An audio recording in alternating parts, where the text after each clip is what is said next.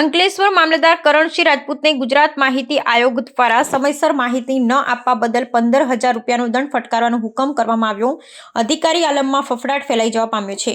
અરજદાર માંડવ ગામના હસમુખ પરમારે અંકલેશ્વર મામલતદાર પાસે માહિતી આરટીઆઈ એક્ટ હેઠળ માહિતી માંગી હતી, જે માહિતી સમયસર ન મળતા અરજદારે માહિતી આયોગ ગાંધીનગર ખાતે અપીલ કરી હતી.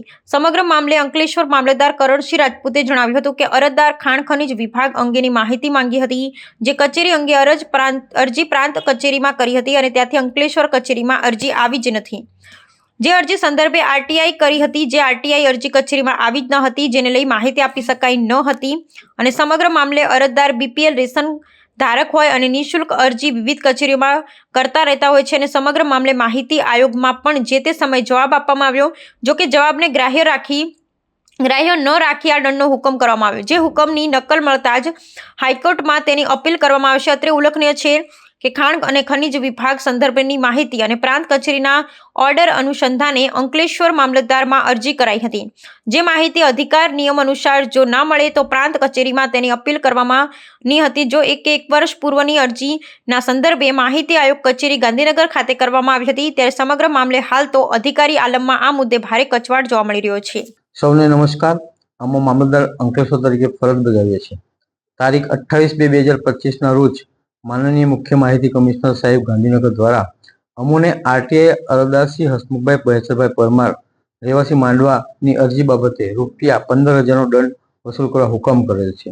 સદર અરજદાર અરજી મૂળ ખાણ ખનીજ વિભાગ ભરૂચને કરેલ હતી. તે અરજી પ્રાંત અધિકારી શ્રી ભરૂચને મોકલવામાં આવેલ હતી.